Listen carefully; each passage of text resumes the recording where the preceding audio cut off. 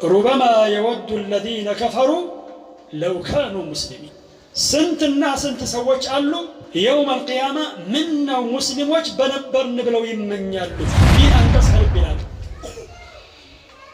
ቀጣዩ አንቀጽ ምንድነው የሚለው ذرهم يأكلوا ويتمتعوا ويلههم الأمل فسوف يعلمون ተዋቸው ይላል አላህ Subhanahu Wa Ta'ala ይብሉ ይመገቡ ይጣቀሙ በዱንያ ነገር فسوف يعلمون ወደፊት ያውቃሉ ዋጋቸውን ያገኛሉ ይላል አላህ Subhanahu Wa Ta'ala ወለ حرام ነገር በመመልከት ደስታን አገኛለሁ ብለህ አስበህ ከሆነ እብደት ውስጥ ነህ በዚህ ቋንቋ ራሴን አናግራለሁ እናንተን ሩቅ ያለውንም ጭምር አናግራለሁ አይደለምና በሐራም ነገር በሐላል ነገር ደስታን አታገኝም አላህ Subhanahu Wa Ta'ala ፈርተህ ቢሆን አዎ በቅሎ አህያ የሚያገኘውን ግዚያዊ ደስታ ልታገኝ ትችላለህ አንተ አህያ ወይ በቅሎ ከሆንክ ልትቀጥል ትችላለህ በዚህ ነገር ግን የሰው ልጅ የሚባለው በስጋው አይደለም በእጁ በእግሩ አይደለም በሩሑ ነው ስጋህን ለማስደሰት ላይ ታች ማለት ወደ حرام ነገር መመልከት ይሄ ከጤነኞች የሚጠበቅ ከተራ ሙስሊም አይጠበቅም አይደለምና ኪታብ ከሚቀራ ሰው አይደለምና قال الله وقال رسوله ከሚማር ሰው አይደለምና ተውሂድ ከሚማር ሰው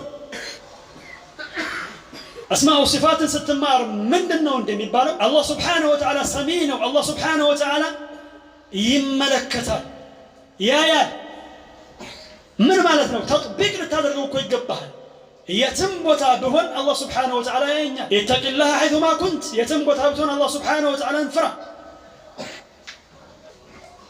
ألم تعلم بأن الله يرى التوق من الله سبحانه وتعالى እንደሚያይ የትም ብትሆን ማለት ነው እኔ ካንተ ልደበቅ እችላለሁ ከናንተ ልደበቅ እችላለሁ እናንተ ከኔ እሷ ከኔ እሱ ከኔ ከአላህ Subhanahu Wa Ta'ala ግን ልትደበቅ አትችልም አበደን የትም ብትገባ አታመልጥም ተረሽሽቱ ወዴት ነው አንዳንድ ነገሮችን እኮ ከጓደኞች ትደብቃለህ ከባልደረቦች ትደብቃለህ ተሰውራለህ አላህ Subhanahu Wa Ta'ala ያየህ ግን ትፈጽመዋለህ አዎ አማን ያጠፋል ማንንም ያጠፋል አይደለም አንተ አይደለም እኔ የነብዩ ሰለላሁ ዐለይሂ ወሰለም ባልደረቦች ያ ምርጥ ትውልድ አጥፍቷል ያጠፋል ከነሱ ውስጥ የሚያጠፋ ወንጀል የሚፈጽም ነበር እንዴት ግን አመጽን ይህንን ለምሳሌ ወደ حرام ነገር መመልከትን የዘወትር ልምድ አድርገህ ይዘዋለህ አንተ የአላህ Subhanahu Wa Ta'ala ባሪያ ሆይ የመልእክተኛው عليه الصلاه والسلام ተከታይ ሆይ حامل القرآن قرآن يتشكمك ሆይ የነብዩ عليه الصلاه والسلام الحديث የምትማር ሆይ አይንህ ወደ ረከሰ ነገር ሊሰነዘር አይገባም በጭራሽ እንዴት ይሄ ይሆናል ሆኖ ከሆነ ደግሞ ወደ አላህ Subhanahu Wa Ta'ala ቁርጠኛ የሆነ መመለስ ልትመለስ ይገባል ግድ ነው አሊያ ምንድነው ባንተና በተራው ሙስሊም መካከል ያለው ልዩነት አንዳንድ ከሃዲያን እኮ ራሳቸውን ከእንዲህ አይነት ርካሽ ይጠብቃሉ አንዳንድ ከሃዲያን ነገሩ የረከሰ ስለሆነ ማለት አቅልይን በአቅል ራሱ ወደ حرام ነገር መመልከት ወደ ረከሰ ነገር መመልከት عقلاء ዘንድ ርካሽ ነው فكيف بالمؤمنين فكيف بالسلفيين ነገሩ አሳሳቢ ደረጃ ላይ ደርሷል የተጠበቀ ተጠብቋል በርግጥ የተነከረ ተነክሮ ማለት ይሄ ነገር በዚህ ላይ ብቻ የሚቆም ሆኖ ሊታሰብ አይገባም የከፋ ነገርን ያስከትላል ዋጋ ያስከፍላል ዛሬ በእጅህ ያለው እምነት አላህ Subhanahu Wa Ta'ala አዝኖልህ ማለት ነው በዚህ ነገር ከእጅህ ሊያፈተልክ ይችላል እውነቴን ነው አሳሳቢው ነገር ይሄ ነው ይህንን ነገር እየተመለከትክ በእስላም ላይ ብትሞት ራሱ እኮ እድለኝነት ነው ነገር ግን ይሄ ነገር ላይ ላይኖር ይችላል ነገ ከነገ ወዲያ ለዚህማ ነው ሰለፎቻችን እኮ እናንተ ወንጀልን ነው የምትፈሩት እኛ እኮ ኩፍርን ነው የምንፈራው ብለው ይሉ ነበር አንደኛው ወንጀል ሌላውን ወንጀል ጎትቶ ያመጣል ሌላኛው ሌላውን መጨረሻው ኩፍር እስኪሆን ድረስ ወልዒያዝ ቢላህ በዚህ መልኩ ነው ወንጀልን ማሰብ ያለብንኛ በዚህ መልኩ ነው ወንጀልን መመልከት ያለብንኛ እንደ ቀላል ነገር የምትመለከተው ከሆነማ ይሄ ከሙናፊቆች ጋር አመሳስሏል ይሄ እይታ ይሄ ግንዛቤ طالب علم የሆነ ሰው እኮ አይደለምና ለራሱ ለሰዎች ሊተርፍ ይገባው ነበር ከእንዲህ አይነቱ ቆሻሻ ነገር ማለት ከእንዲህ አይነቱ ርካሽ ነገር ለሌሎች ራሱ ሊተርፍ ይገባው ነበር አይደለምና ለራሱ ማለት ነው بإذن رب العالمين ሌላው طالب علم እንዲህ አይነት የረከሰ ነገር ላይ በታየ ጊዜ ሰዎች ተስፋ የሚቆርጡ ይሆናል እነሱ እንዲህ አይነት ነገር ውስጥ ከገቡ ይባላል። በምድር ላይ አላህ ሱብሓነሁ ወተዓላ የሚፈራ ሰው የሌለ እስኪመስለው ድረስ መሀይሙ ማለት ነው። ጥንቁቅ መሆን አለብህ። በበርካታ ሐላል ነገር ራስን ማስደሰት ትችላለህ አላህን እስከፈራህ ድረስ ማለት ነው። ዑለማ እኮ ይህንን ነገር ራሱ እኮ ይፈሩታል። በሐላል ነገሮች መደሰትን ማለት ነው። በሐላል ነገር መደሰት ተመልከት። እንዴት በአላህ ሱብሓነሁ ወተዓላ አመፅን እየፈጸምክ ደስታን ትፈልጋለህ? ይህም መንሀጁል ሙእሚኒን አይደለም። ወካኑ ዩሲሩነ ዐለል ሒንቲል ዐዚም። ይሄ የካህዲያን አካሄድ በትልልቅ ወንጀል ላይ በዘውተር ችክ ማለት፣ አለመለወጥ፣ አለመቀየር፣ ከሰራህ በኋላ ወደ አላህ ሱብሓነሁ ወተዓላ ለመመለስ።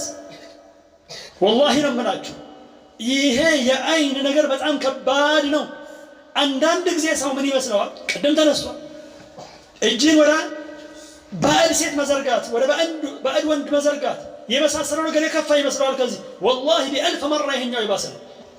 ከዛ በላይ ኢንተርኔት ላይ ወደ ሐራም ነገር መመልከት፣ ወደ አልተፈቀደልህ ነገር፣ ወደ ተከለከለ ነገር መመልከት ልብን ባዶ ነው የሚያደርገው። የዒባዳን ጣዕምን በፍጹም ልታገኝ አትችልም አበደን። ሶላትን ትጀምረዋለህ፣ ትጨርሰዋለህ። ሶላት ውስጥ ያለን ጣዕም ግን አታገኝም። ሌሎች ዒባዳዎች ላይ እንደዚህ ጠለበል ዒልም ውስጥ ያለ ጣዕም ይላሉ ዱንያ ላይ ምንም ቦታ ላይ ፈልገህ አታገኝም። ወደ ኪታብ በመመልከት ወደ ሙስሐፍ በመመልከት የምታገኘው ደስታ የትም ቦታ ላይ የሚገኝ አይደለም። ጠዋት ላይ ኪታብ ትገልጣለህ፣ ማታ ላይ ወደ ሐራም ነገር የምትመለከት ከሆነ ምንድን ነው ይሄ? ታጥቦ ጭቃ የሚባለው አይነት ነገር። የዒባዳን ጣዕም ራሱ የምትከለከል ትሆናለህ። የመጀመሪያው ደግመዋል። ልብ አይን የለመደውን የሚለምድ ነው። ልብ አይንን ይከተላል። ሐራም ነገርን የለመድክ እንደሆነ በአይኖችህ ልብህ የረከሰ ይሆናል። ልብህ የተበላሸ ይሆናል። ልብ በተበላሸ ጊዜ አካል በሙሉ ልብን ተከትሎ የረከሰና የተበላሸ ይሆናል። አለቀ። ከላ በል ራን ዐላ ቁሉብህም ማ ካኑ የክሲቡ። ከዚህ በኋላ ፈውስን አገኛለሁ ብለህ ብትል ከባድ ነው የሚሆነው። አላህ ሱብሓነሁ ወተዓላ በዝነቱ ቢደርስልህ እንጂ። በተለይ ደግሞ አላህ ሱብሓነሁ ወተዓላ መልካም ነገርን ከሰጠህ በኋላ ሂዳያ ከሰጠህ በኋላ በገዛ እጅ በገዛ ምላስ ያጣኸው ጊዜ የመጀመሪያውን ሂዳያ መልሰህ ልታገኘው የከበደ ነው። ደረሳ ሲበላሽ የሚባለው ለዚህ ነው። አላህ ይጠብቀን። እኔ አሁንም ደግመዋለሁ፣ አይኖቻችሁን ጠብቁ እላለሁ። አንዳንዶች የደረሱበት ደረጃ ላይ ሳንደርስ በፊት ለራሳችን ብንደርስለት መልካም ነው።